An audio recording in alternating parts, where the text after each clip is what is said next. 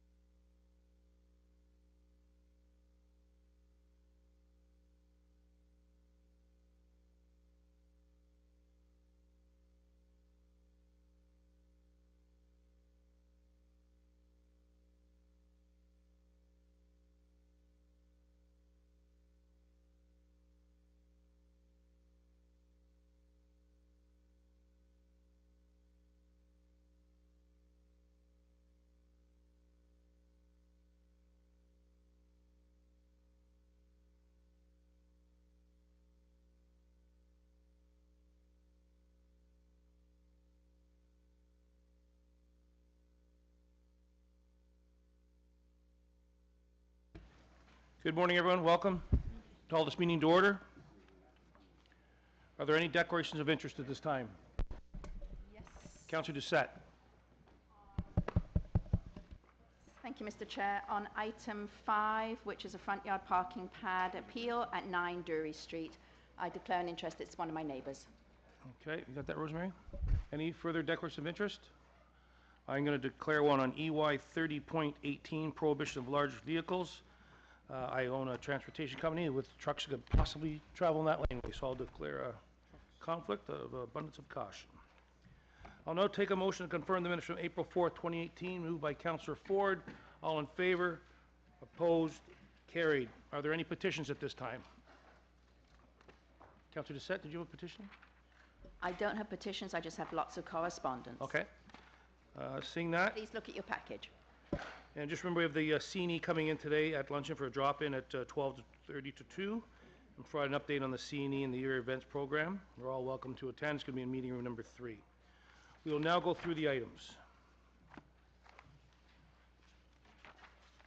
30.1, final report, 22 Islington Avenue, zoning bylaw amendment and draft plan of subdivision. We have speakers at 10. 30.2, final report, 91 Callowhill Drive, draft plan and common elements, condominium, part lot control exemption applications. We have speakers at 10 a.m. 30.3, front yard parking appeal, 53 Brookside Avenue, speakers at 10:15. 30.4, front yard parking appeal, 55 Brookside Avenue, speakers at 10:15. 30.5, front yard parking appeal, 9 Durie, speakers at 10:15. 30.6, application for fence exemption, 38 Grasspoint Crescent. We have speakers at 10:30. Grasspoint, what did I say? Gas. Oh. 30.7, application for fence exemption, 23 Bradley Avenue. Speakers at 10:30. 30.8, application for fence exemption, 78 Glenthorne Avenue. Speakers at 10:30. 30.9, application for fence exemption, 20 Mitcham Drive. We have speakers at 10:30. 30.10, application for fence exemption, 854 Weston Road. Speakers at 10:30. 3011, non-residential demolition application 1234 Weston Road. Councillor Nunziata. Yes, I wanted to just speak on it. Can I speak? You want to hold it down? Hold it down, yeah.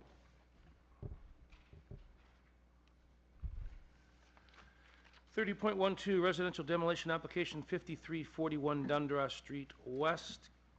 Councillor DeChano is not here. I've got carriage of a couple of his. Councillor Campbell. Okay, so on this, I'll move number 2, approve the application to demolish the 2-story residential building at 5341 Dundas Street West. Councillor Campbell's moving recommendation number 2. All in favor? Opposed? Carried.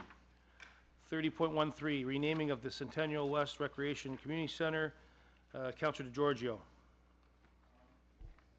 Motion to adopt staff recommendation. Councillor George moves the staff recommendations. All in favor?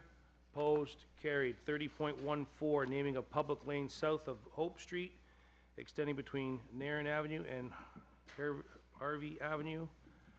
Councillor Platts, who's not here, someone got control of this? No? Francis Nunziata? Councillor Nunziata? Can you move the, Yes, actually, Councillor Palacio won't be here this morning. He has the funeral, Yep. so he's asked that we approve all his items. So I'll move it. so Francis, Councillor Nunziata is moving 30.14. All in favor? Opposed? Carried. 30.15, permanent closure of westerly portion of Buttonwood Avenue adjacent to West Park Healthcare Center. Councillor Nunziata? I'll move the recommendation. Councillor Nunziata moves the staff recommendations. All in favor? Opposed? Carried. 30.16, lane designation amendment, Lakeshore Boulevard West at Windermere Avenue. Councillor Doucette. I'll be moving staff recommendations. Councillor Nunziata moves the staff recommendations. All in favor? Opposed? Carried. 30.17, lane designation, the West Mall at Sherway I'll move the staff. Drive. I'll move the staff recommendation. Councillor Campbell, on behalf of Councillor DeChano, moves the staff recs. All in favor? Opposed? Carried. 30.18, Deputy Mayor Halding, I'm going to hand the chair to you. I declare my conflict. 30.18.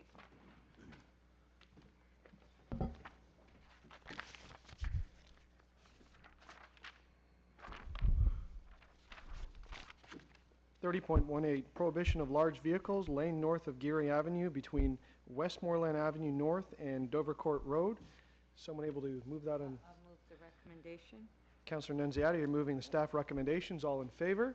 Any opposed? That's carried.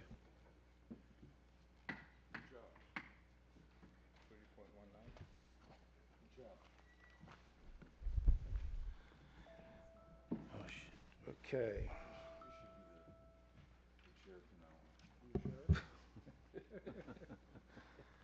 30.19, stop control between Carriage Court and Feller Road. Chair, Councillor Campbell? I'd like to defer that to the next day. Councillor Campbell's moving to defer to next day. All in favor? Opposed? Carried. 30.20, traffic calming, Comrie Road between Culford Road and Gulliver Road. Councillor DeGiorgio. Mr. Chairman, I'd like to just hold that. I have a motion that I worked out with staff, but I haven't given it to the clerk yet, so. We'll hold that down in your name. Down. EY 30.21, parking regulation amendment, Newcastle Street, that's in my ward, I'd like to hold that down in my name. 30.22, parking regulation amendment, Oakmount Road, Councillor Doucette. I'll be moving staff recommendation. Councillor Doucette moves the staff recs, all in favor, opposed, carried. 30.23, parking regulation amendment, St. Mark's Road, what a great name. Councillor Doucette, It's a beautiful street, sir. Yeah, moving staff recommendation. Councillor Doucette moves the staff recommendations, all in favor, opposed, carried. 30.24, installation removal of on-street accessible parking spaces, Etobicoke York District, April 2018, delegated wards 11, 12, 13, 17. Councillor DeGiorgio. Councillor George moves the staff recommendations, all in favor, opposed, carried. 30.25, reducing the speed limit on certain streets around school zones in wards 13 to a 30K. Councillor Doucette. I'll be moving the item. Thank you. Councillor Doucette moves the recommendations, all in favor, recorded vote. Councillor DeGiorgio, Councillor Doucette, Councillor Nunziata, Councillor Santi, Councillor Grimes, Councillor Ford, opposed. Councillor Campbell, Councillor Mamalidi, and Deputy Mayor Holliday, that carries. You good, Rosemary?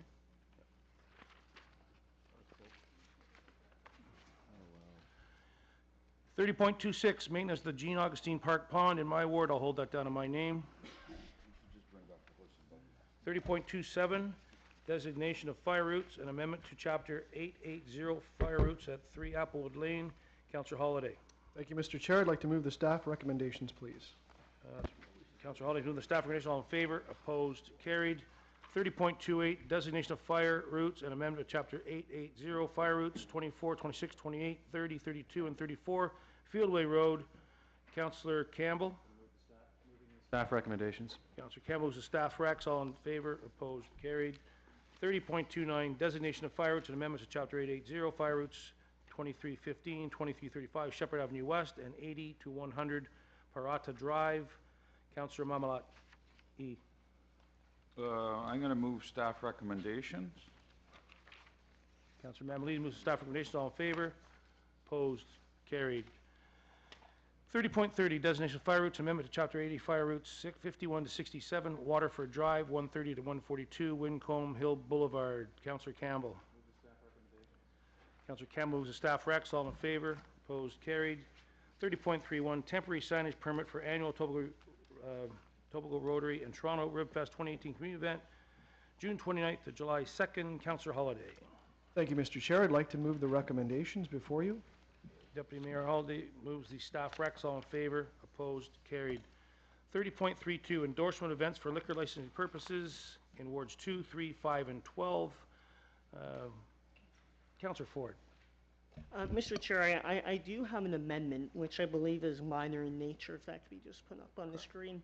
If Etobicoke Community Council is okay with this, I'd like to refer to Councillor Michael Ford the request from Kick-Ass Entertainment regarding the following two events held at Woodbine Mall.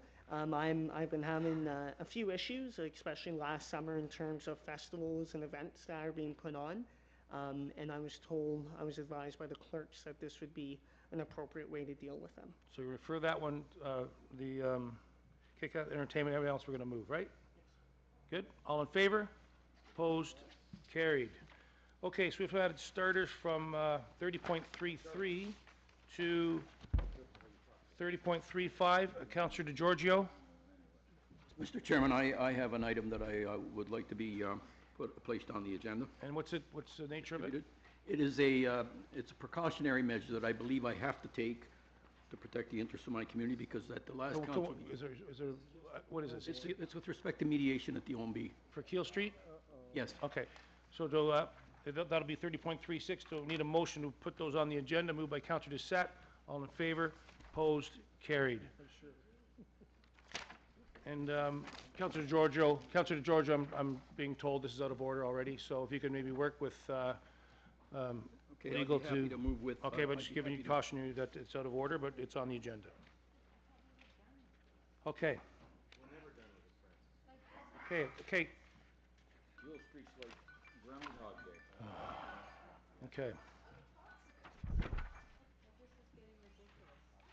Okay. We're early now, right, Rosemary? Okay, so I'm going to go through the added starters that are on the, except for Councillor DeGiorgio's. Where are they? All right, hang on.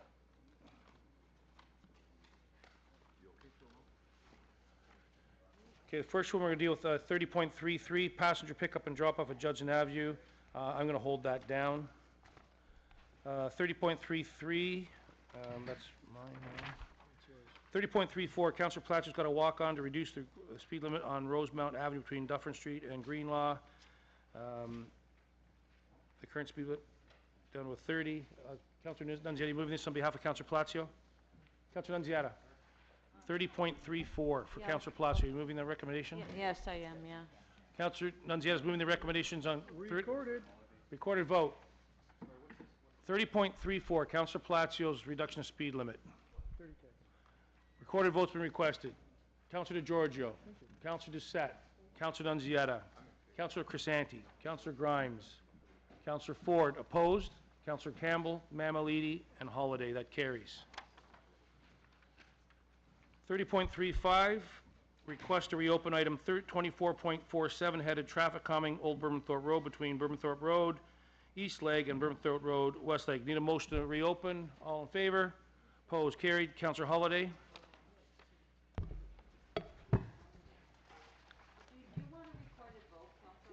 Nope. Councillor Holliday? I'll take questions if anyone has them. I'd like to move the Councillor, staff rec. Councillor Holliday's moving the staff Sorry, recommendation, my his recommendation. recommendations. All in favor? Opposed?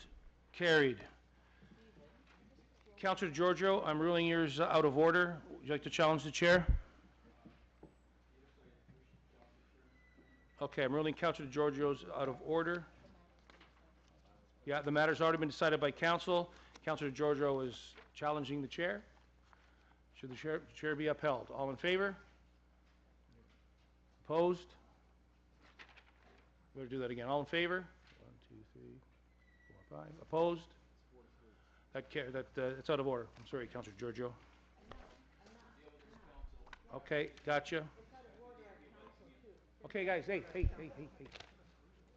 Rosemary, where am I going now?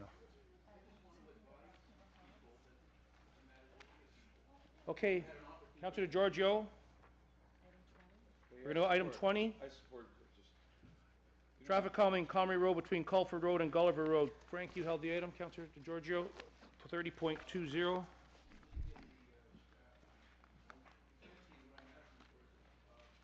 Councilor Giorgio, use your mic, please. Yeah, transportation staff conduct a,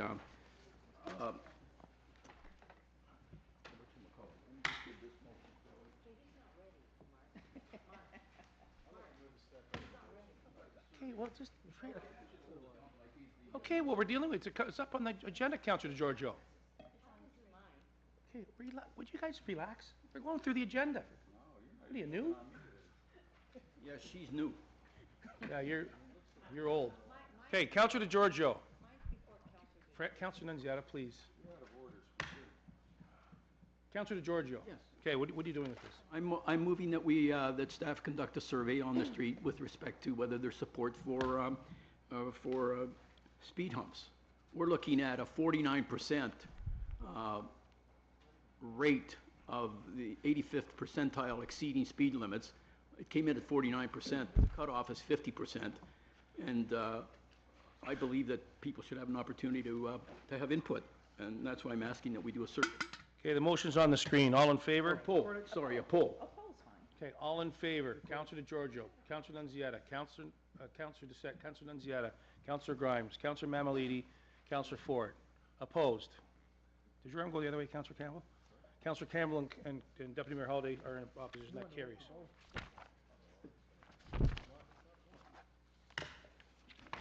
All right. Just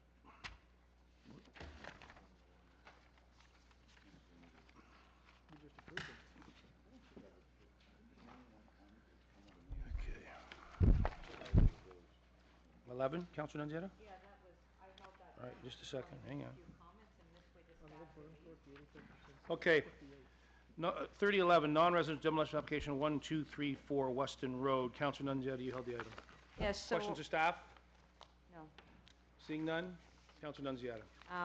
So I'm going to move recommendation 3. And the reason I held it down is because this is a real good news story, and I just wanted to speak briefly on it because we've been waiting for a few years on this. This site, in Mount Dennis, Metrolinx expropriated my daycare center at Islington and Weston Road because of the mobility hub. And the condition of that was that Metrolinx purchase another site in the area to build a daycare center.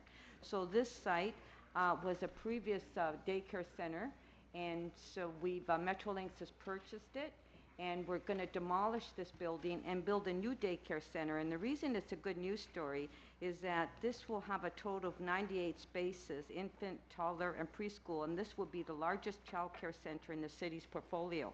And it will be net zero energy building. So I'm very proud of that. I'm actually having a meeting next week on it. But I think this is a good news story for not only for Ward 11, but for the city.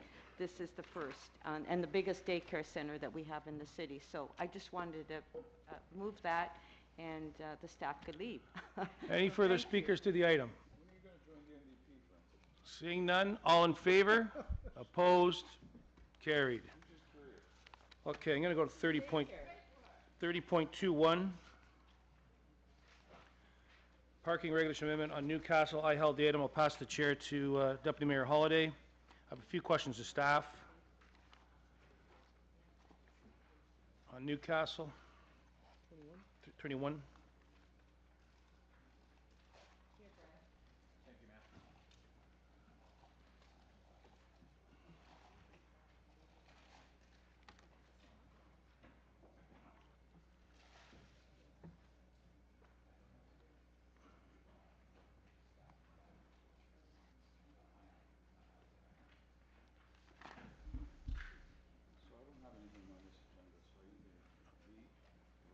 Good? Okay, so on Newcastle, we're removing approximately 50 spots right at the Mimico GO station, which is going to be pretty alarming for the people that are parking there on a daily basis. Well, how do we notify these people? People are parking every day, and then they're going to get there, we're going to change this bylaw. Is there a communication plan that we can put out to notify them that these spots are going to be lost? We could certainly do that and inform the local residents there. Yeah. And also, I'm going to be looking at moving amendment to ask you to work with the TTC, the Toronto Parking Authority, Metrolinx, to maybe look and see if we can, in the area, pick up these spots. I know it'll be a tough task, but if I move that's an appropriate motion, you think, to move? Definitely. We Okay. can work with them, yes. All right, those are my questions. Any further oh, sorry. Councillor Campbell? It says that this was a request of the TTC? Yes, it was. Why did the TTC make that request? Is the road I mean, the TTC operates vehicles on roads with street parking? Well, what happens is that there are cars that park at times, and it kind of constricts their path along that route, and it makes it difficult for drivers. So they requested that we remove parking in that area. Well, it's an 8.5 meter roadway. Is that a standard roadway? That would be our standard, local roadway, at 8.5 meters. Okay. But when you have parking on both sides, it may restrict travel of the buses. Is there enough? What's the width of a bus? Width of the buses, generally, we allow 3.3 for a bus, taking into consideration also their mirrors on the side. Got it. Okay. Okay. Thank you. Councillor Holly, a question? Thank you, Chair. Did I understand correctly that the issue is that a lot of people are parking there to use the GO? They are. So is that not even in itself illegal? Like, it's 3-hour parking bylaw, right? Well, they can actually stop off and drop people off. Oh, okay, Yes. so it's more the transient parking than the all-day Exactly. parking. Okay, and I guess my last question is, if I recall correctly, if you have a disabled permit, no parking isn't necessarily applicable, is that correct? That's right. We'd have to implement no standing to not allow APP to stop. We'd have to upgrade it if there was an issue. That's right. Okay, but since people aren't parking all day, it's transitory parking, it sounds like it's a pretty low risk. Very much. Thank you very much. Okay, seeing no further questions of staff, I'll speak. So I have a motion, and Rosemary, I'm going to amend it. I just want to add the transportation service to both those bullets. So, number one, request that transportation and the TTC create a communication plan to notify who normally park in the 50 spaces being limited on Newcastle, and request that Transportation Services, Toronto Transit Commission, and Toronto Parking Authority work with Metrolinx to identify any potential locations for new parking spaces to replace those lost on Newcastle Street in the vicinity of Mimico GO station. So what is happening now with all the density at Parklawn and Lakeshore, I know you've heard about that quite a bit. We are now going to run a bus from Parklawn and Lakeshore to the GO station, picking up all that new density and getting to the GO station on a timely matter. So with that comes some problems with the buses getting through there. People are parking there illegally. They're over the 3 hours. They kind of take the chance they're going to get a ticket. That being said, it's 50 spots that people are using transit. It's important that we're encouraging people to use transit, but we have to look to see if there's other alternatives. I know this is provincial Metrolinx, and they should be providing more parking, but I think there's some opportunities coming down the road, hopefully with the potential relocation of ML Concrete and maybe getting that site in the city's hands, so that would be maybe a possible location. But anyways, this is just to notify people that this is happening, but it's a good news story. We're encouraging further people at Parklawn Lakeshore to get on this bus and get on the transit and get them downtown quickly. So with that, I ask for your support. All in favor? Opposed? Carried.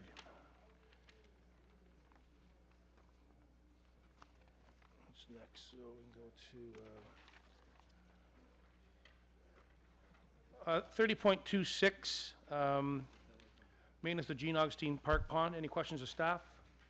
Seeing none, I just would like to move receipt of that. We also have a communication for the Humber Bay Shores Condo Association supporting that, what we're going to do there. So all in favor of receipt? Opposed? That carries.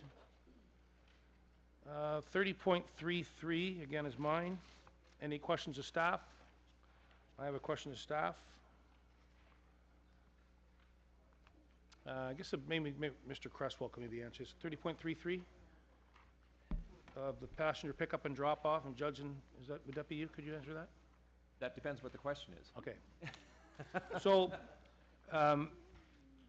Neil, on both sides of Roy York Road, we have the one side under appeal at the OMB and the Mimico Triangle. On the other side, they're both under appeal. Part of the plan that's coming forward by the developers is a greenway that would go along the railway corridor. We have to be careful what we say, so I'm going to have to be careful on how I couch it, because my understanding is the west side of Royal York, there was a mediated resolution to that which was approved at the last council meeting. The east side of Royal York, there is ongoing mediation that is going on at the municipal board. It's going reasonably well so far. We can't talk in any level of detail, but one of the pillars of the secondary plan that was approved by council was the implementation of a greenway, and in general terms, that is still on the table through the mediation right now. So you're aware the local council would like to see a pedestrian bridge come across Roy York Road, and Yes. I've talked about a roundabout lay-by on the west side, on that little piece of property the city owns, to be a passenger drop-off and pick-off. So if we get this, if there is settlement, that'd be down the road. So this roundabout, we'd like to probably connect that to the greenway in some way, correct? And with the bridge, how that would all fit in? Yeah, that would certainly be the case. Again, it would depend on the design of and again, it's a pedestrian and cycling overpass. That, again, through the mediation, is still alive and well as of today. And so the ultimate design of that is a little way out. But yes, if there was a kiss and ride facility there, you would want to figure out how to get the people sort of up the incline to the pedestrian overpass. But from what I can tell in my own head and how I would design it, is certainly something that could be done. Yeah, but if we implemented it now, it'd probably be a pretty dangerous crossing. We've had people getting dropped off there to cross that road with being so close to that bridge. Is probably not a good idea. I would agree. I think you were just asking for trouble by putting it in until the pedestrian and cycling bridge is in. So if there was a settlement, not saying there's going to be one, fitting in with the pedestrian bridge, how they get up across that greenway, working with the kiss and ride would be appropriate at that time when that all gets settled out, right? Correct. Designed all together. Correct, yes. Okay, those are my questions.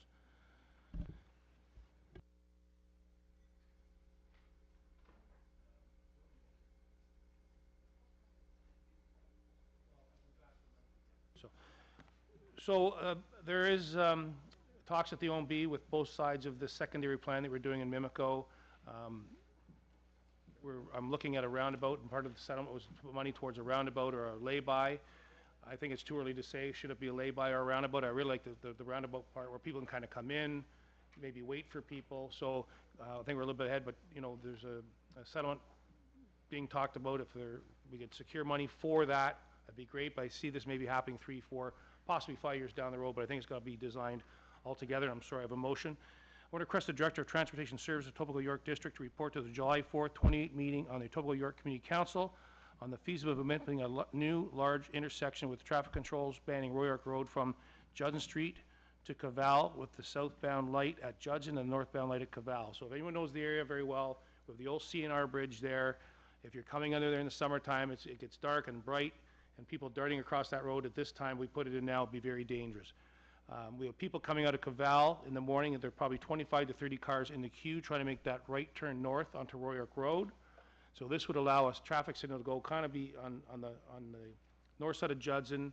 It'd be a very big gap between signals. I don't know if transportation would support that, but I think we could look at that. So you could stop people at Cavell and Judson. That would allow the people on Judson Street to go north and south with that traffic signal, and it would allow all those people in the queue in the morning to make that right to come north. So I think that should all go together. I've had transportation study Cavell many times, but people are coming from Humber Bay Shores.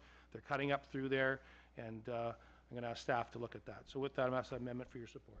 Councillor Grimes, can I interrupt for just a quick second? Can I offer a friendly amendment that it be in consultation with the Director of Community Planning, because there is information that is emerging through the mediation that might be helpful to my colleagues in transportation services? Okay, thank you. That was me. Okay, everybody good? All in favor? Opposed? Carried. Okay. Right on time for 10.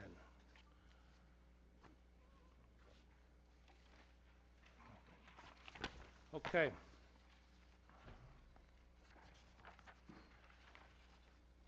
.1, final report, 2200 Islington Avenue zoning bylaw amendment and draft plan of subdivision application. We have a couple speakers. Our first speaker, Mary Bull. Good morning, Mary. Welcome. You have 5 minutes. Thank you. I'm here on behalf of Smart Centers REIT, and as you may know, Smart Centers owns 2 shopping centers in the neighborhood. One is the Rexdale Shopping Center, and the other is the Crossroads Shopping Centers. Smart Centers has 3 main concerns about this application. The first one is a potential adverse effect on shopping districts in the neighborhood, and in particular their 2 shopping centers. As I'm sure Council knows, your official plan requires that any proposed development ensure that the economic health of nearby shopping centers not be adversely affected. The studies here have confirmed that there's a significant amount of vacant space in the area, I think just over 400,000 square feet. In the urban metrics report that was done for the applicant, they did not recount for the retenanting of all that space when they were justifying the new development. If additional retail is permitted here, it's likely that that vacant space will continue to be vacant and there will be an adverse effect on existing shopping centers.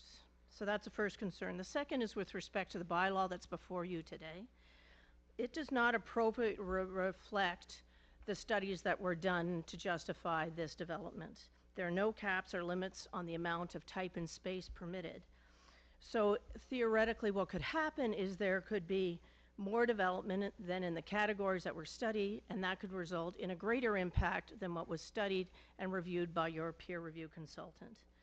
So in our opinion, the applicant should be restricted to building what they studied and what the peer review considered. And if it's not restricted in the zoning bylaw, then I question the reason for requiring a market study at all, because it doesn't inform what's going to happen on that space. The third concern is with respect to the intersection of Rexdale and Islington. As you know, that's going to be redone as part of this development. There's also some proposing as part of the rejigging of the intersection is to remove the designated northbound right turn lane into the Rexdale Shopping Center. So that could affect access to the Rexdale Shopping Center. I think staff have recommended that that be subject to an EA, but a Schedule A EA. We would ask that it be done by a Schedule B project in the environmental assessment so that there is a screening process and there is sufficient consultation with the neighboring landowners, including my client, Smart Centers.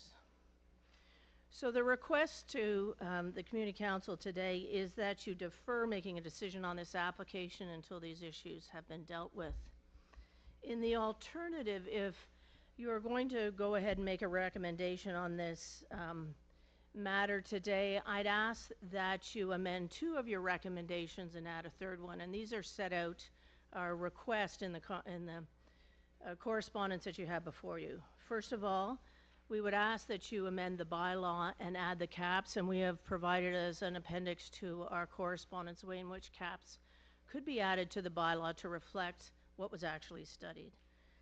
Secondly, we would ask that you require the EA for the intersection to be a Schedule B EA, and that Smart Centers be consulted, especially with respect to the resulting access to their shopping center.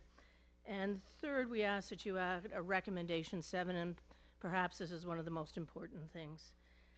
In light of the concerns on the vacant space and the potentially additional vacant space in the area, we would ask that you direct city staff to undertake a land use study to determine the appropriate mix of uses in order to revitalize the area around Highway 401 and Weston. It's badly in need of a rethink on what the appropriate land uses are there today, and I think it's appropriate for you to direct staff to undertake that study.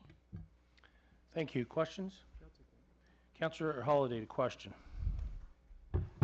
Thank you for speaking to us. Can you elaborate on what the issue is with the right turn lane? Am I correct? It's the right turn, it's almost like a channel that leads into the Walmart parking lot.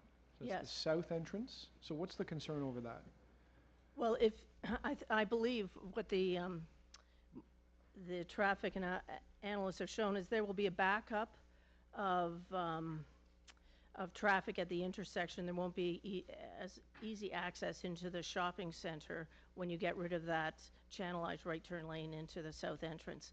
And that's something that needs to be studied in more detail before that entrance is realigned, and I think Smart Center should be consulted about that. Okay. And the current EA process you don't think is adequate to study that? I think it's adequate to study that, but I don't think there's sufficient consultation with landowners, including Smart Centers. Thank you. Any further questions? Seeing none, thank you very much. Our next speaker, Michael Mendez, Rice Group.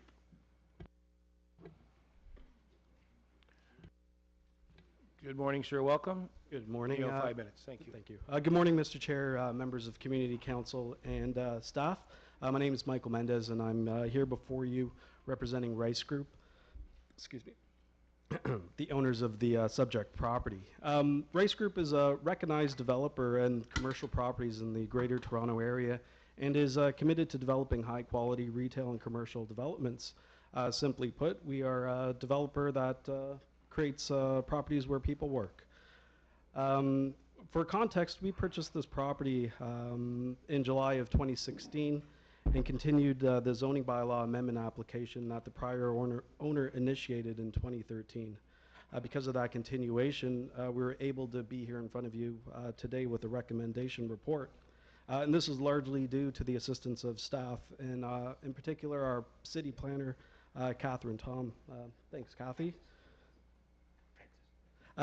We see great opportunity in repurposing underutilized sites. In all cases, we continue to own these properties after they are developed. As such, we become proud members of the communities we invest in. Although it's not part of this application, it is my pleasure to inform council that we purchased the Post Media property in 2016, and this is the 12 acres adjacent to this property to the east. And Post Media will remain on site for the foreseeable future. We have carefully reviewed the planning department's report with our team, and we agree the recommendations contained in this report. We'd like to extend our thanks to Councillor Ford and his support on this project and his encouragement that he has shown since our first meeting in 2016. In closing, I've brought members of our consulting team here today to answer questions that you may have. Here with me is Mr. Doug Annan from Urban Metrics, our market and retail impact consultant. Ms. Margaret Brigman from BA Group, our traffic and transportation consultant. Mr. David Morris from Bellsfields, our planning consultant, and Mr. Ira Kagan from Kagan Shastri Municipal Law. Also with me is Michael Rice and John McGovern from Rice Group. Thank you, and we're here at your disposal. Thank you. Questions? Seeing none, thank you very much. Are there any further speakers to the item before we bring it to committee? Any further speakers? Seeing none, questions of staff? Councillor Holiday, questions of staff? So I have a couple. I wondered if someone is available to respond to some of the concerns over the right turn channel that I heard in the deputation, and just about the process around the realignment of the intersection. I know the intersection well, and I think it would be a big change to realign it to a T, and perhaps for the better, but there were some comments raised about availability of input from stakeholders into that. I wondered if you could elaborate that for Community Council so that we've got comfort. Yeah, through the chair. The modifications to the Islington and Rexdale intersection that are proposed, there's a number of modifications. The more major one, I guess, is that we're going to try and, the objective is to try and regularize the intersection to a normal T intersection. Based on preliminary information that we received, the environmental assessment requirements have indicated that it falls under a Class B or Schedule B EA because of cost. It doesn't meet the cost threshold. However, there is some detailed design work that is currently being undertaken by the consultant of the developer, that was retained by the developer, and through that detailed design work, If additional information comes out where it's determined that a Schedule B EA is required, then they will go through that proper process. Okay. And you are supportive of removing the right turn channel into the Walmart? The other, through the chair, the other thing I wanted to mention is whatever modifications are proposed for the Islington and Rexdale Boulevard intersection are part of Phase 2. And Phase 2, my understanding is that there is going to be a holding designation that has to be lifted in order for that Phase 2 to be implemented. And through that through lifting of that holding designation, then we have a second opportunity at that time to review the impacts of that of those Because it comes modifications. back here. Yes, correct. Comes back here. Yeah. The holding designation has to be lifted. Okay. I think my other question would be for planning, and I also wanted to ensure that we explore what the first applicant talked about was concern over the addition of retail space in the area and impact on nearby retail. I know those places well. I shop at them, being somebody that lives in central Etobicoke. So I know that this report contains analysis, and I wonder if you could speak to your findings on that.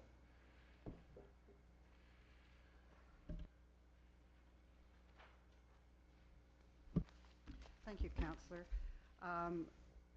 As part of our work required by the official plan designation... Kathy, put your mic down, please. Thanks. You really want to hear me? There. When an application like this is brought in, we require a peer review on the application, on the studies, particularly the market retail studies. So the applicant had submitted a study, a market retail study, and an employment lands analysis study to ensure that on both sides, on the retail side and on the employment side, there wasn't going to be adverse effects from their proposal. As part of our work, because we do not have the in-house expertise to review these market studies, we had a peer review done on both studies by an outside consultant. They reviewed the studies. There was a lot of back and forth, particularly on the market analysis with urban metrics from our consultant, and it determined that in the initial instance, when the new retail development is open and is initially in place, there will be a adjustment to the retail shopping habits in the neighborhood, so that there would be an impact on adjacent retail. But their conclusion was, and I think I've included that in my report, that as time goes on, that will settle itself out, and things will be realigned, and there will no longer be an adverse impact from the new retail. So I guess just to summarize, because I suspect I'm out of time, Mr. Chair, is just I want to be really clear that planning is comfortable with those studies, because obviously the speakers today have raised concerns on it, but I want to get the view of the staff on this. Yes. And you're satisfied with the peer reviews on it? Yes. Okay, thank you. Councilor Nunziata, a question. Yes, a question to Neil Creswell. The first deputant mentioned the impact it will have at Weston and 401, which is in my ward, and the request that was made as far as doing a study in that area. Can you just comment on that, please? Yes, thank you, Councillor. It is actually a challenging request, and the reason being that the land use designations in the vicinity of Weston and 401 would lead to a conclusion that would be problematic. I can walk you through it quite quickly. The northwest corner of Weston and 401 is all designated parkland. It's part of a ravine system, so it's green space. The southwest corner is also got a lot of green space and ravine in it. It also has a neighborhood designation, which I don't think anybody wants to look at changing the designations. The northwest corner has largely neighborhood designation and a very small pocket of apartment neighborhood, which is taken up by the off-ramps off the 401. So where the Crossroads Mall is, this designated as an employment use, and this is where the challenge comes. The only opportunity, I would say, for a legitimate review of land use would be on the plaza itself and the lands beside the plaza, one of which is the old satin finish property, which is actually currently under appeal for the previous MCR that the city did. It would be legally problematic to undertake a land use study in an area where we're currently under litigation at the municipal board. The second aspect of that is, while looking at a different future for the Crossroads Mall may be appropriate, and my personal opinion is I think it is, we are challenged because it's an employment designation, and it would be, the only way we could do it is through the citywide MCR. So by directing your staff to do a land use study, we would have to say that we can't do it now, we would do it through the MCR, or it would get put on the work program as an indicator of some future work, which would get wrapped into that MCR. Okay, so to staff, just a supplementary on that. So at what point would we be in a position to study that area?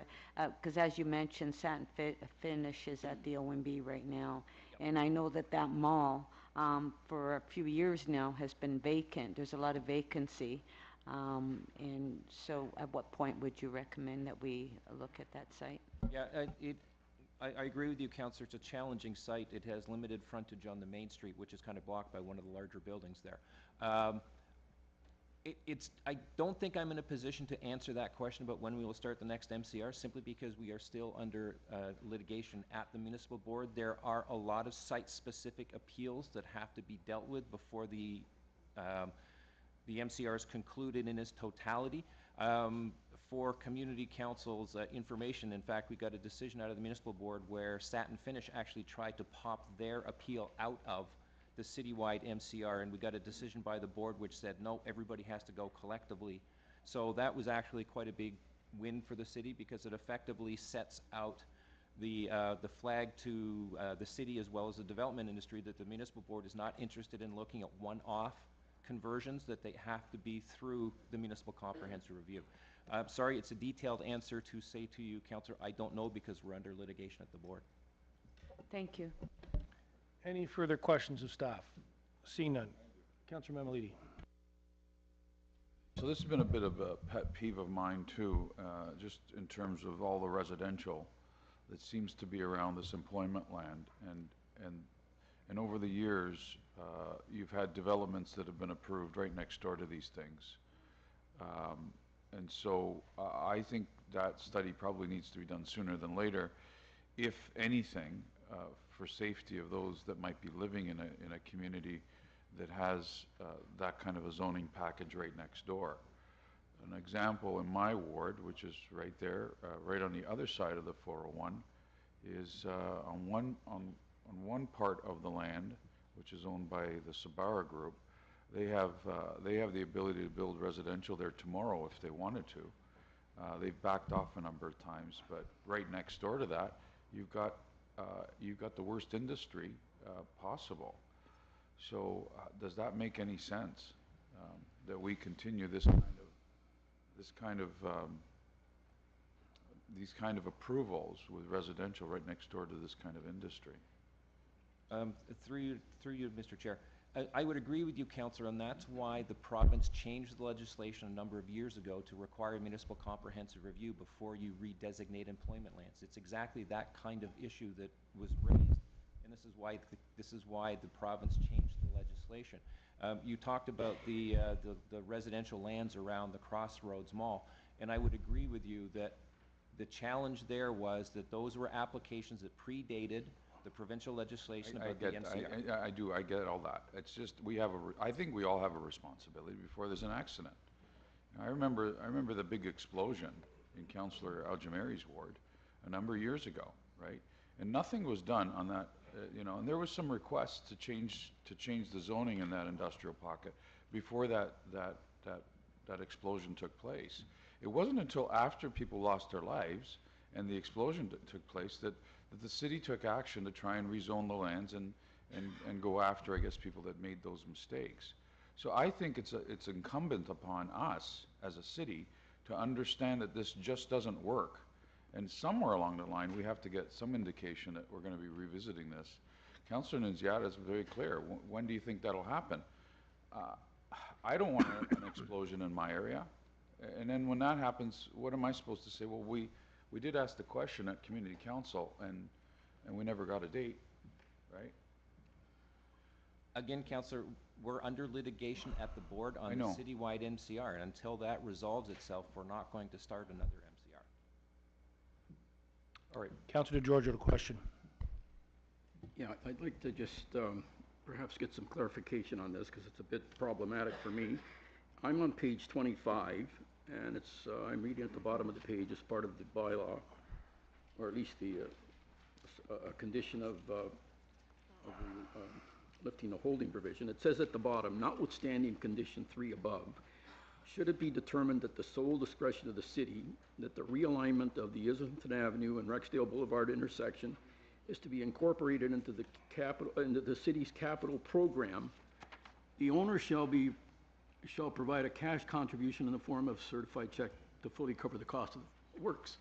Now, if the city is undergoing some capital works program, and any developer that develops in the area is subject to development charges that presumably addresses the growth necessary, or the financing of the growth, why are these people being subjected to an additional cash contribution over and above development charges?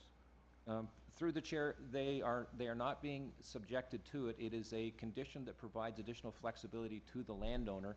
The work, if it goes into the capital program, could go into the capital program in, pick a year, 21, 22, 24, 28.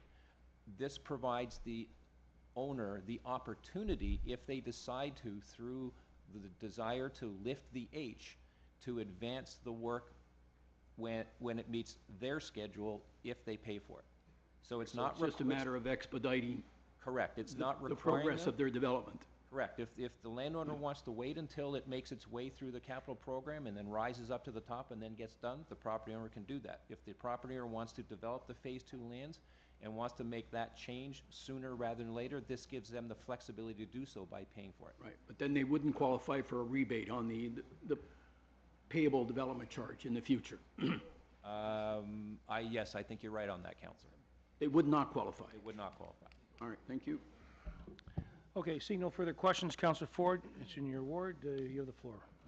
Well, thank you very much, Mr. Chair, and I'll keep my comments. Councillor Ford, you're moving the staff recs? Yes, I will move the staff recommendations. And the amendment? On this report. The amendment? And the amendment, oh, the revised number 3, yes. Thank you. I figured it's just part of I the know you motion. remembered, I just was reminding you. Sure. Alrighty. Well, thank you, Mr. Chair. As I said, I'll keep it brief, but I want to start off by thanking our staff who've worked on this, particularly our planning staff and Catherine Tom. If I can move a motion to give them a medal, I would. They have been doing an extraordinary amount of work in North Etobicoke with Woodbine Entertainment, and now this significant redevelopment of these lands are big work, and much work, and it's needed for North Etobicoke. I also want to thank the Rice Group, who I think, as many of my colleagues know, when dealing with development in our respected wards, not all the time do we have a partner at the table kind of helping move this along and understanding the community's concerns, our planning concerns. And what I can say is the Rice Group has been an incredible company and development company to work with. They have made big strides to accommodate what we have asked as a city, so I thank you for that. This is just, just days after we approved Woodbine Entertainment in North Etobicoke, a significant investment in the billions. Now we have another incredible economic investment here. As you can see in the report, 50,000 square meters of new commercial retail space, which will be, which is very exciting for the community. A huge job investment that will come. So I look forward to seeing the restaurants, really having an urban feel in North Etobicoke, which we can't get. Just bordering the east side of Islington is quite a large residential community who I know. I have spoken to many of them at community consultations we have had, one-on-one discussions at residents' doors about this particular development. They are very excited to have this pedestrian friendly. I think this is, we're achieving what our city sets out to achieve with this stuff. I think another big issue in North Etobicoke is traffic. Traffic has always been kind of conundrum along Rexdale, more to the west, but I think the realignment of Islington and Rexdale will actually flow traffic much better and work into the community much better. And I think that will, particularly to the residents who live on Bergamont, will relieve a lot of the movement on that left on Bergamont and swinging around. We have a park there. I have residents concerned about speeding and what have you, so I think that will go a long way in relieving some of that. You know, all in all, I think the community supports this project. I support this project to move forward. Thank you to all the participants and stakeholders who have been at the table. And I'd like a recorded vote on this. Thank you, Councillor Ford. Are there any further speakers? Yes, Seeing that, yes, Councillor Nunziata? Sorry, Mr. Chairman. I just want to speak briefly on it, but there's a motion that staff have drafted up for me, and they're just doing it up. So if we can just wait a couple minutes, I'm sorry. A motion.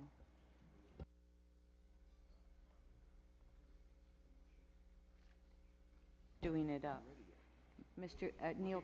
Oh, so Councillor Nunziata, can you talk about your motion? You're going to move your motion at the beginning. So what is your motion? Yeah, okay.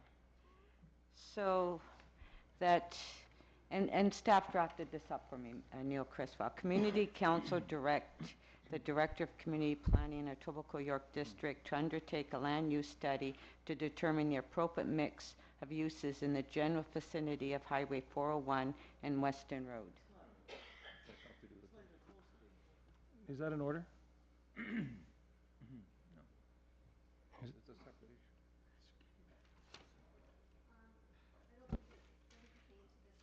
That's what I'm thinking, so. Yeah, so I'm going to rule that out of order. I'm ruling that order. Feel free to challenge the chair, Councillor Nunziata, it's not in order. Okay, Councillor Mamalidi, don't start. Okay, so I'm ruling out of order. Councillor Nunziata, good with that, or you want to challenge me? No, I won't challenge. Okay. I'll just ask that motion, that item be brought forward at the next community council meeting, okay? Well, you got to put that into the clerk. Okay. Okay, so seeing no further speakers, recorded votes been requested. All in favor, Councillor DeGiorgio, Councillor Doucette, Councillor Nunziata, Councillor Crisanti, Councillor Grimes, Councillor Holiday, Councillor Mamalidi, Councillor Campbell, and Councillor Ford. That is unanimous. Passes. Okay, moving right along. 30.2, final report, 91 Callowhill Drive, draft plan of common elements, condominium and part lot control exemption application in Councillor Campbell's ward. Are there any speakers to the item? Any speakers to the item? 91 Callowhill Drive? Seeing none. Questions of staff? Seeing none. Councillor Campbell. Just move the staff recommendation, Mr. Chair. Councillor Campbell's moving the staff recommendations. All in favor? Opposed? Carried. 30.3, front yard parking appeal, 53 Brookside Avenue. We have a speaker, Sandra Beatty. Hi, Sandra. Hold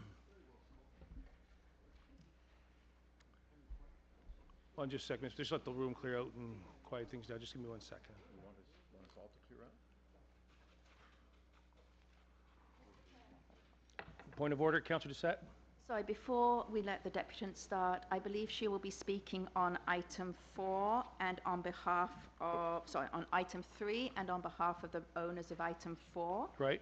So can we allow her to speak to both items, and then obviously we'll vote on them separately? This is not the one this is not the deferral one, right? No, this is 53 Brookside and 55 Brookside, which are side-by-side neighbours. So Ms. Beatty, you're speaking on both those items, so we're going to deal with them together. Is that your That requesting? would be wonderful, because Okay. 55 owner apparently is out of the country. All in favor, opposed, carried. So, Thank Ms. you. Beatty, feel free to talk about 3 and 4, okay? The floor is yours, you have 5 minutes. Thank you. Okay, so Mr. Chairman and Mr. Vice Chairman. Oh, sorry. How do I? Okay, okay. Mr. Chairman and Mr. Vice Chairman and members of council, thank you very much for giving us the opportunity to do a deputation to appeal for front yard parking for 53 and 55 Brookside. Netta Sotani at 95 is currently in Norway for several years, so you've got the authorization from her for me to speak. We're appealing for both, so I'll be speaking for number 53 for 30.3 and number 55 for 30.4. Netta and number 55 and we, Ken McDonald and Sandra Beatty, share a mutual driveway. Our front yards were landscaped at the same time. They're mirror images before either of us purchased our properties, with a curbed ramp, semi-permeable parking, and a smoke bush without permission from the city. We would like to make these 2 spaces legal front parking. There were a number of, we made our initial application in November of 2016, and there were a number of changes. Anyway, we finally got the wonderful news that we were allowed to actually appeal in November. So because we applied in 2016, we were able to actually appeal, which was wonderful. This process brought 3 neighbors together who didn't know each other very well, and we became very good friends as a result. The city has been very helpful throughout, so Councillor Sarah Doucette and her staff, Chris Hascom and Charlotte, and Nino Pellegrini, Susan Ames, and Long Pham at Transportation Services, and Jim Dobson at Urban Forestry. We would not have bought our properties if we knew we didn't have parking. We basically were told on our MLS that we had parking 1 space and garage type spaces none. The previous owners also planted a smoke bush, again without permission from the city. We had an arborist report done. They're non-native smoke bushes, and they're not suitable for small front yards. And we got permission to remove them by Urban Forestry to remove them, and I've got that. You have that attachment.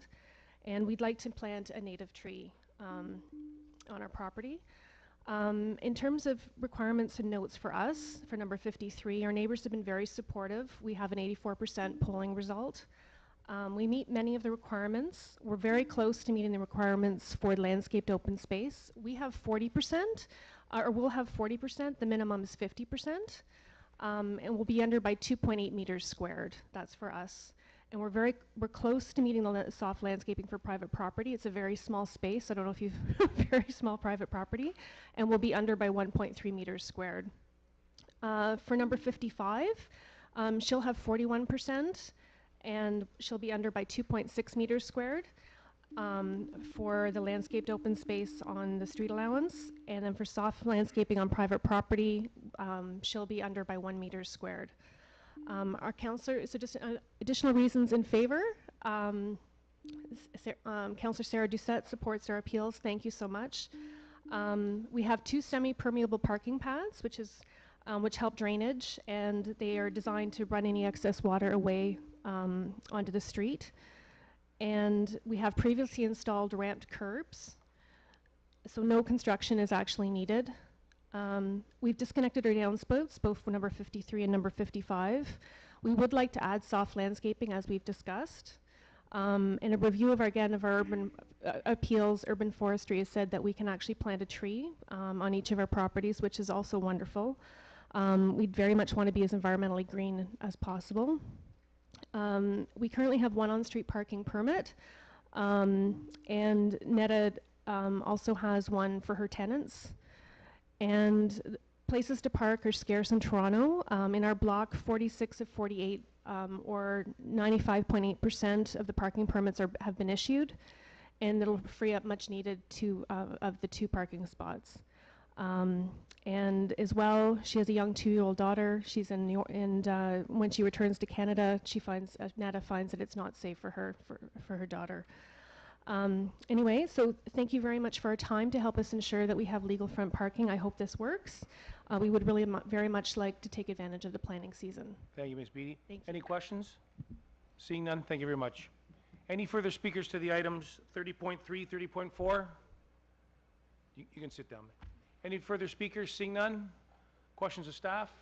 Seeing none, Councillor Doucette, floor is yours. Thank you very much, Mr. Speaker. I will be supporting the alternate recommendation, or moving the alternate recommendations for both item 3, which is 53 Brookside Avenue, and item 4, which is 55 Brookside Avenue. As you have heard, both of these properties were purchased, and in your correspondence you'll see, were purchased with the belief that they had a parking spot. Both of these were illegal. They already are semi-permeable. There's no trees being damaged. They're not taking a curb cut. Therefore, no cars are losing any spots off the street.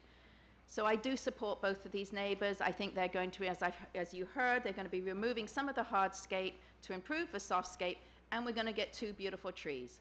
So I'm going to make it short and simple. I'm supporting staff alternate recommendation. Yes, I've got one vote by making this short and simple. Councillor Holliday's got a very brief comment, he said. Thank you, Mr. Chair. I do have a brief comment. I'm not going to support the applications.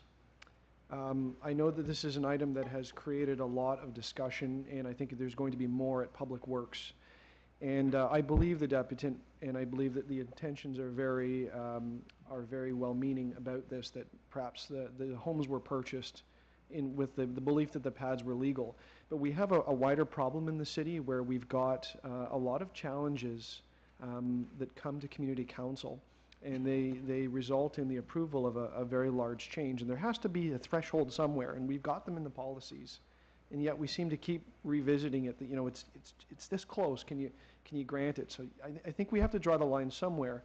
And the bigger problem that we've got, and I guess the comment I want to make, and it's a problem that's coming down the policy pipe, is how we're going to deal with the tons and tons of illegal ones that are out there. And there's going to have to be some standards around that. With that, I'll wish the deputant good luck. I appreciate everyone's work on this, but I'm going to take a very principled view of this and vote against them, really only for that reason. And I understand why that person is here today, and I appreciate them talking to us. Thank you, Councillor Holliday. Okay, so we'll deal with 30.3 front yard parking appeal, 53 Brookside Avenue. Councillor Doucette's moving the ultimate recommendations. All in favor? Opposed? That carries. 30.4 front yard parking appeal, 55 Brookside Avenue. All in favor? Opposed? Carried. 30.5 front yard parking appeal, 9 Durie Street. Are there speakers? This is your Chair, I have to leave the chamber for this one.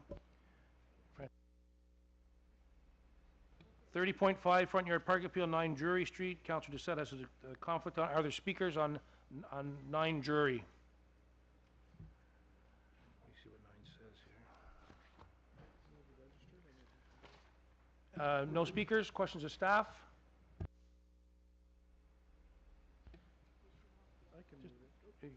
You gonna move the grant it? Yeah. Well, there's 2 here. I'm gonna move number 2 to grant the alternate. yeah, number 2, grant the exemption. So you can move that? Yes, I'll move. Councillor Nunziata is moving number 2 to grant the exemption. All in.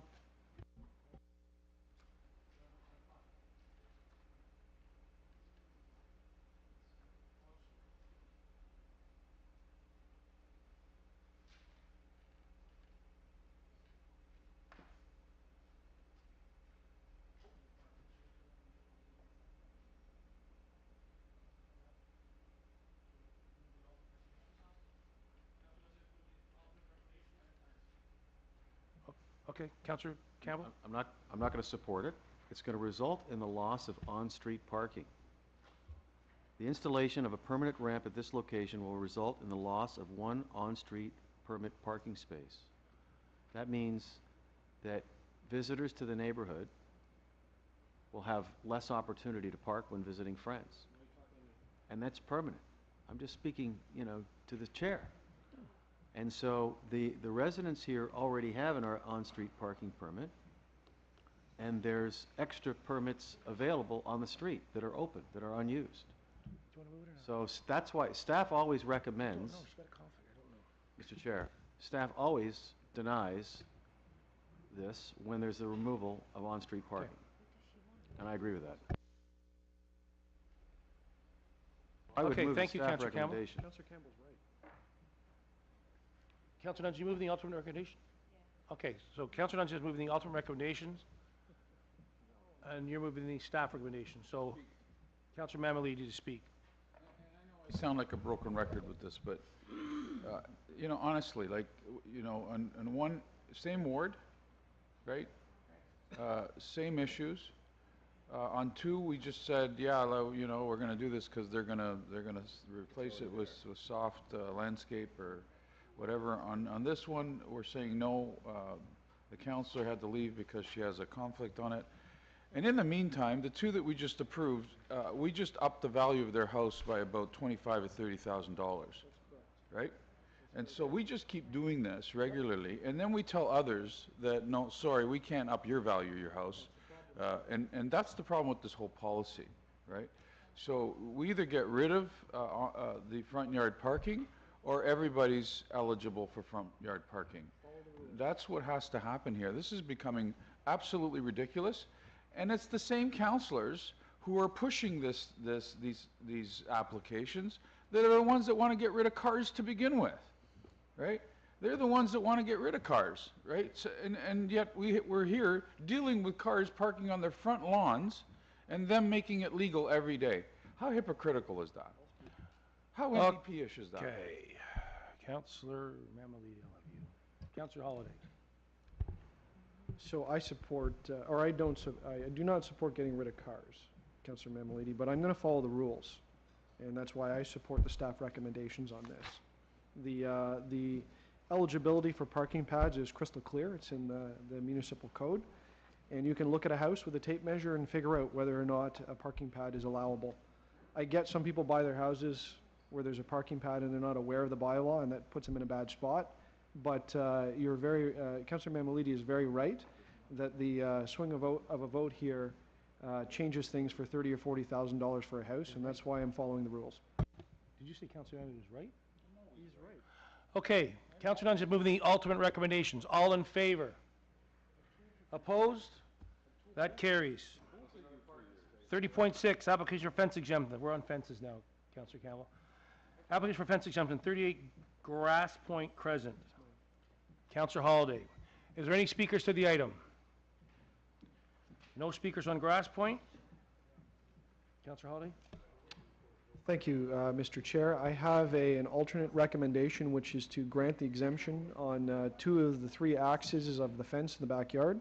I will thank staff. I will thank both neighbors at 38 and 40 Grasspoint for working on this. A lot of effort was put into it, and I think we have a solution that's workable. Hope Any you further support it. speakers? Seeing none, Councillor Holiday is moving the alt. A modified alternate recommendation, which is to grant 2 of the 3 sides of the fence exemption. Okay. All in favor? Opposed? Carried. 30.7, application for fence exemption, 23 Bradley Avenue. Are there any speakers on Bradley Avenue? None on Bradley Avenue? Questions of staff? Seeing none, Councillor Nunziata. I'm sorry, Councillor Doucette. Mr. Chair, I have a motion on this one. I am going to be, what is my motion? I'm going to be basically sending this, deferring this item and sending it to Municipal Licensing and Standard to have the application reviewed by Transportation Services to look at sight lines, and also Urban Forestry to review the city trees. I've spoken with the owner, and I'm wanting this to come back to the June 2018 meeting here. Transportation only heard about this on Monday. They have not had a chance to visit the site. There are some very big city trees there. The fences, they would probably need permit to injure the trees. I just want everyone to know what's going on. MLS has already done a great job with their side of it. We also have a fence on the part of the property which also has a sightline issue. It's not quite as simple as just doing a fence, but I will say one thing. The owner is coming to us to build a fence and get the exemption before they build the fence. And I've thanked them for doing that, but as I say, I need to defer it to next meeting, please. Any further speakers to the item? Seeing none, Councillor Doucette is moving deferral to the June meeting. All in favor? Opposed? Carried. Application for fence exemption, 78 Glenthorne Avenue. Number 8, Glenthorne Avenue. Any speakers on Glenthorne? Welcome. Please come forward. And you have 5 minutes. Thank you. Can you just pull that mic? There you go.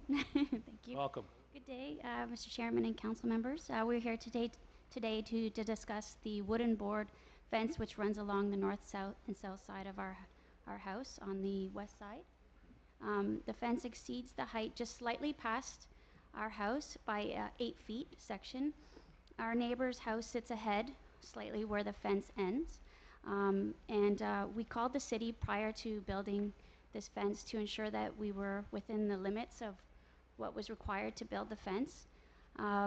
We were not aware that any kind of height should have been lower past the front of our house. And the reason why we built this fence, so sorry to mention also that our neighbor who rents out his house, which is next to this fence, he rents out the upper and lower areas of his house, and he knew about building this fence prior to its construction and had no objections to building this fence, and he was completely supportive. The purpose of this fence was to create privacy between our two properties because of the countless troubles the basement tenants have caused for us in the neighborhood, in our neighborhood. They've left. We have submitted photos, numerous photos, letters, which from our neighbors, which support the issues that I'm discussing, as well as a letter from the homeowner, which also explains the troubles that he's had with the tenant. So basically, to summarize what that entails is troubles with leaving garbage out, pill bottles, leaving a turkey out for 3 months in a shopping cart that was stolen from the local Walmart.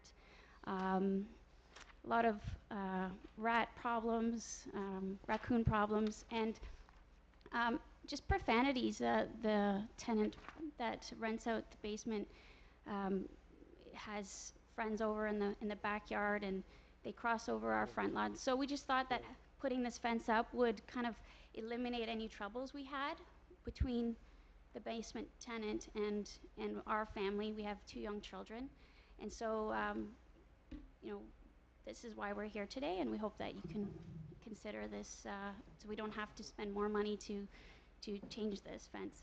Do you have anything to add? That's it?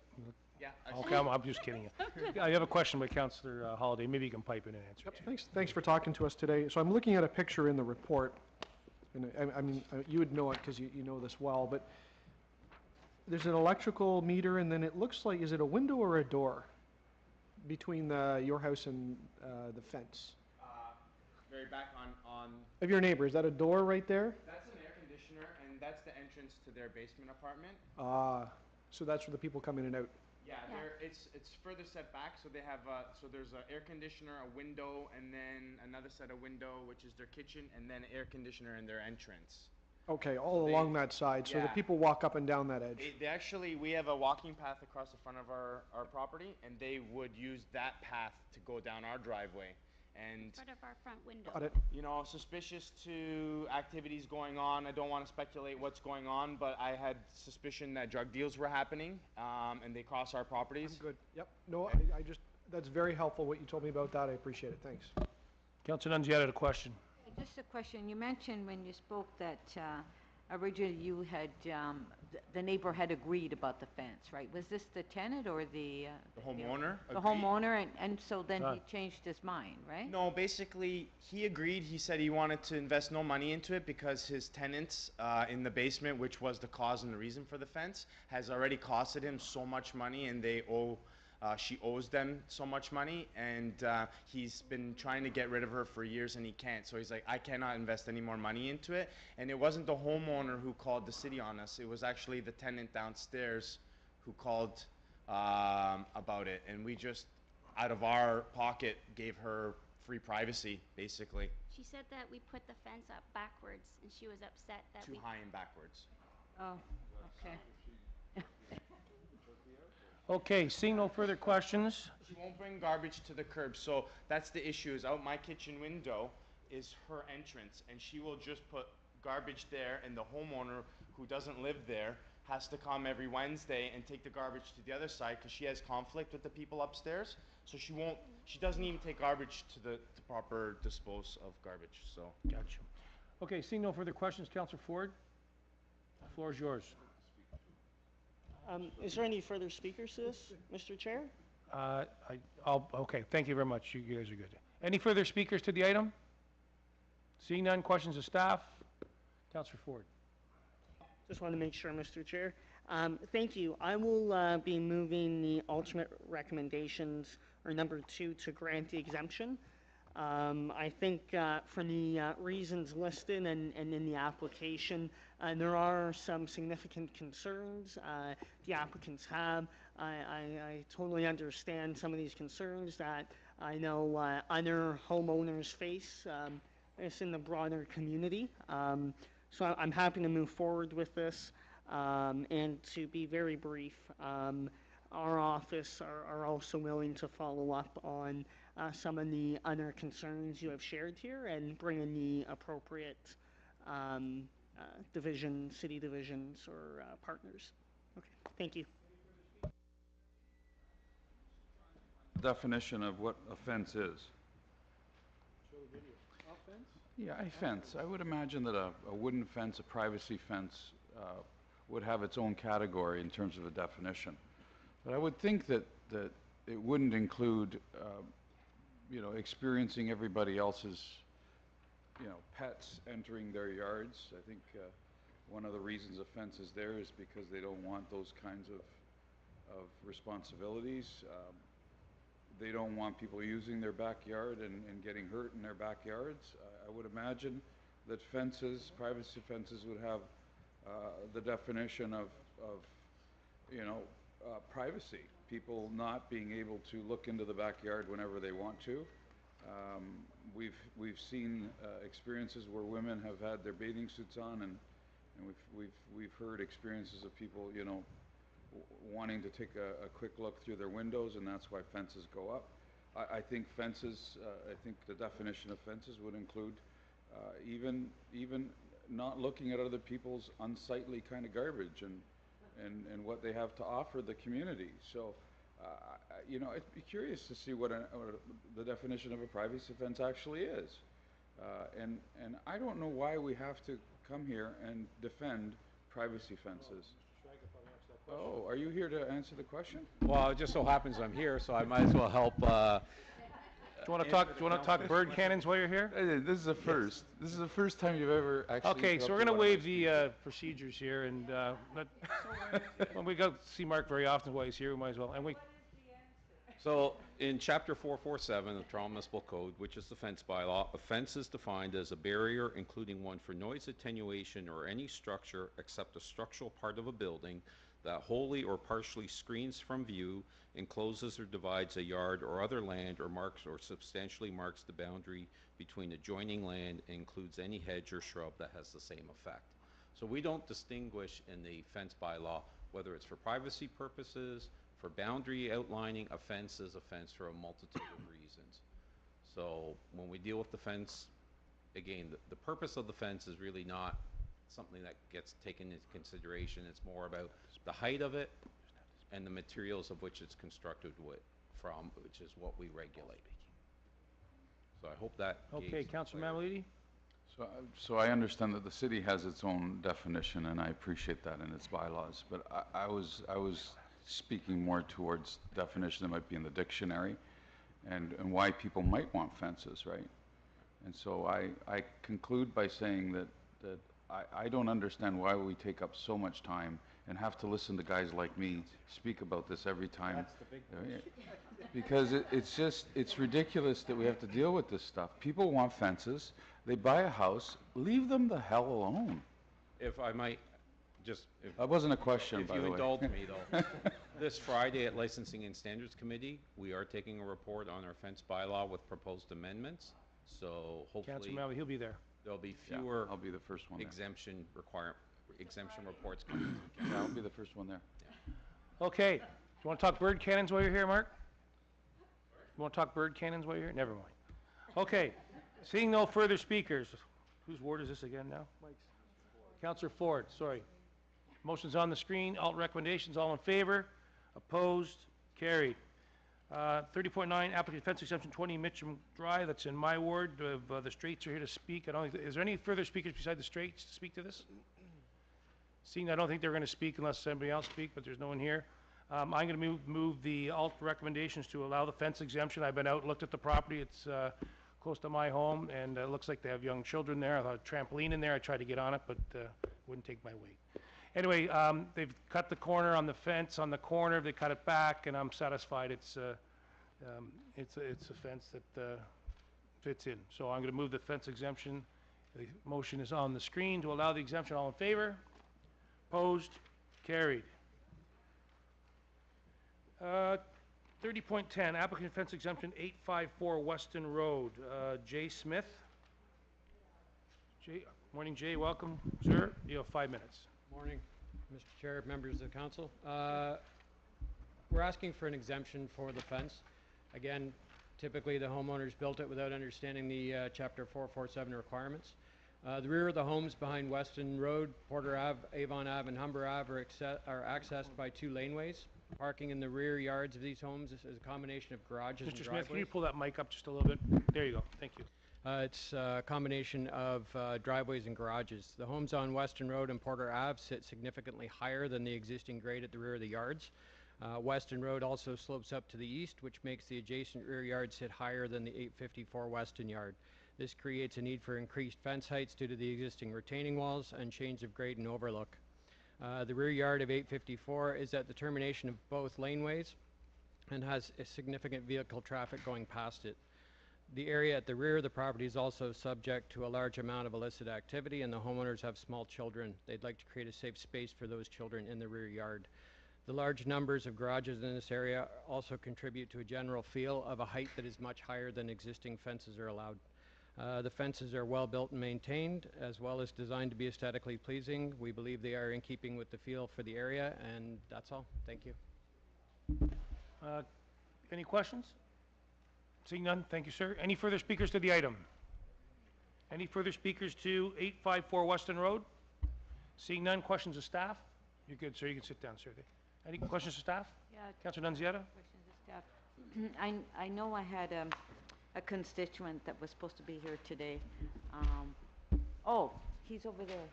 About what? He wants to speak on it. I asked. Well, here he is. Okay, well. Well, either you're. Okay, so. Do you want to speak? So you're. Well, Councilor Nunziata, please. Councilor. Okay. Okay, hold on. Sir, do you want to speak or you don't want to speak? I don't know how the letter works. We have your letter. I speak on behalf, but I wrote a letter. Okay, we have the letter. The letter's been circulated? The letter has been circulated, yes. Okay, that was a question of staff. Okay. Okay. All right, so you're not speaking, so we're on questions of staff. Councilor Nunziata. So to staff, so the issue with this fence is the height and also the material, correct? Correct. Okay, so, in order for them to comply, what would they have to do? Because it is a hideous fence. The, sorry. Yeah, I mean, that's why I receive complaints. So what would you to comply with the bylaw, what would your recommendation be? Well, they've used border on board in certain sections of the fence, and so they've used plywood in other sections. And so if you use the wooden border on board or a material that would comply with the fence bylaw, that would comply, basically. So the plywood sheets you see in attachment number 2 are painted, but they're not a permanent solution.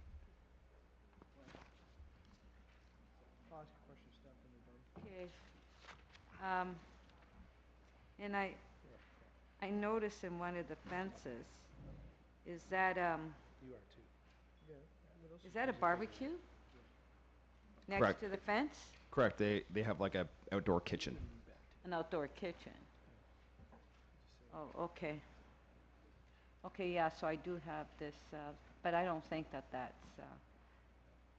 them. Is that them? Oh, okay. Yeah.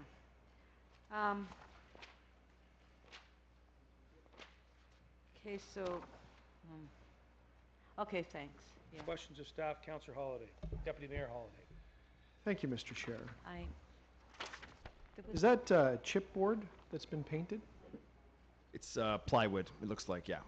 So, in your estimation, is that durable? I know that part of the fence bylaw is written so that people build fences that aren't going to swell or come apart or get blown over from time to time. We have that dimension of construction quality in there. In your estimation, in your experience with fences, is that a concern with using plywood or sheathing? Yes. Yes. Okay. And was it finished on all sides? Yes, it was. It was, okay. And do you think it's waterproof, or do you think it will fail over time? I can't comment on that. You can't, but you have some concerns over it, and it's definitely not a permitted material in our fence bylaw. No, it's not. Okay, and then there was a note here that there's some parts that are 3.2 meters? Correct. And are they substantive pieces of the fence, or are they just sort of things that are limited in scope? It's right where the outdoor kitchen is there with the awning. Oh, I see. That would Okay, be so it's the awning that's too tall. Correct. What's that in feet, 3.2 meters? It's about 10.5 feet. 10.5. Thanks very much. Okay, seeing no further questions of staff. Councillor Nunziata is going to be moving deferral, I think. Councillor Nunziata, the floor is yours. Are you moving deferral the next day? Yes, sorry, Mr. Chairman. I'd like to defer, yes. Councillor Nunn is moving deferral to next day in order to go out and have a look at the fence and see if something worked out. All in favor? Opposed? Carried. I believe that's everything except for, did we have one left? Did I do the Augustine Pond? Did we do that? Yes, done. I did that, right? There's nothing left? Okay, so it's 11 o'clock, so we have an hour and a half, and do remind people that the CNE has come out and providing a lunch today to us. So, Councillor DeGiorgio. He's on the phone. Councillor DeGiorgio, you have a motion to introduce and enact certain bills? Sal is going to call Sal back. Chairman. Actually, I'm reluctant to pass this motion because... Councillor DeGiorgio, do you have a motion to introduce and enact certain bills? Excluding the item Yes, that... go ahead. All right, the Etobicoke York Community Council pass and declare as bylaws bills 535 to 543 and 571 to 574 prepared for the May 2nd, 2018 meeting 30 of the Community Council, excluding bills 537 and 538. Shall these bills be passed and declared as the bylaws? All in favor? Opposed? Carried. Councillor Holiday. Hoyday. You have a motion to introduce and enact the confirming bill? Yes, I do, Mr. Chair. That the Etobicoke York Community Council pass and declare as a bylaw a confirmatory bill to confirm the legislative proceeding of the Etobicoke York Community Council acting under delegated authority at meeting 30 on May 2nd, 2018. Shall these bills be passed and declared as bylaws? All in favor? Opposed? Carried. Meeting is adjourned. I have Hoyt.